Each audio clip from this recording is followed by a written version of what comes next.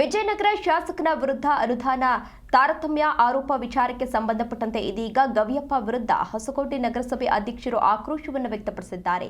CM Siddaramaiah ವಿಶೇಷ ಅನುದಾನ ದುರ್ಬಳಕೆ ಆರೋಪ ಕೇಳಿಬರ್ತಾ ಇದೆ. ಹೊಸಪೇಟೆ ನಗರಸಭೆ ಅಧ್ಯಕ್ಷ ಇದೀಗ ರೂಪೇಶ್ ಕುಮಾರ್ ಅಸಮಾಧಾನವನ್ನು ವ್ಯಕ್ತಪಡಿಸಿದ್ದಾರೆ.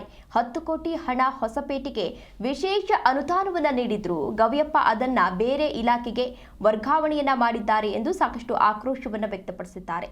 ವಿಜಯನಗರ ಶಾಸಕ ಗವಿಯಪ್ಪ ವಿರುದ್ಧ ಅನುದಾನ ತಾರತಮ್ಯ ಆರೋಪ ಇದೀಗ ಕೇಳಿ ಬರ್ತಾ ಇದೆ. ಸಾಕಷ್ಟು ಆಕ್ರೋಶ ಕೂಡ ವ್ಯಕ್ತಪಡ್ತಾ ಇದೆ.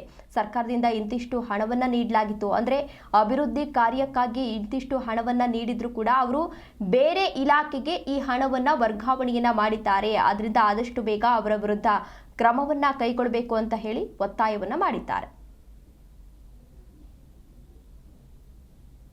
ಎಂಎಲ್ಎ ಅವರು ಸಿಎಂ ಸ್ಪೆಷಲ್ ಫಂಡ್ ನಾನು ಹಾಕ್ತಿದ್ದೀನಿ, ಆ ಫಂಡ್ ನಾನು ಹೇಳಿದ ಕಡೆ ಬಳಕೆ ಮಾಡ್ತೀನಿ ಅಂತ ಅವರು ಫಂಡ್ ಎಲ್ಲಿ ಕೊಟ್ಟಿದ್ದಾರೆ? ಸಿಎಂಸಿ ಕೊಟ್ಟಿದ್ದಾರೆ ತಾನೆ? ಸಿಎಂಸಿ ಎಲ್ಲ ಜಿಲ್ಲಾ ಅಧಿಕಾರಿಗಳಿಗೆ ಅವ್ರ ಕಚೇರಿಗೆ ತಗೊಂಡು ಮತ್ತೆ PWD ಹಾಕೊಂಡು PWDಗೆ ಬಿಟ್ಕೊಟ್ರೆ ಅಂದ್ರೆ ನಮ್ಮ ಜಿಲ್ಲಾಧಿಕಾರಿಗೆ ಅಲ್ಲಿಂದಾನೇ ಲೆಟರ್ ಬಂದೈತಿ, ಇದನ್ನ PWD ಟ್ರಾನ್ಸ್ಫರ್ ಮಾಡ್ರಿ ಅಂತ ಹೇಳಿ ಅವರು ಆಕ್ಷನ್ ಪ್ಲಾನ್ ಮಾಡಿ ಅವ್ರು ಕಳಿಸಿದ್ರು. ಪ್ರಬಲವಾದಂತ ಒಂದು ಇದು ಮಾಡಬಹುದಾಗಿದೆ, ಕೋರ್ಟಿಗೆ ಹೋಗಬಹುದಾಗಿದೆ.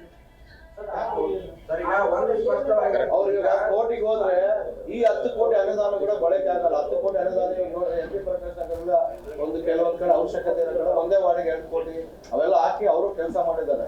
ಈ 10 ಕೋಟಿ ನಾನು ಅದನ್ನ ನಿಲುಗಡೆ ಮಾಡಿದ್ರೆ ಮುಂದಿನ ದಿನಗಳ ಈ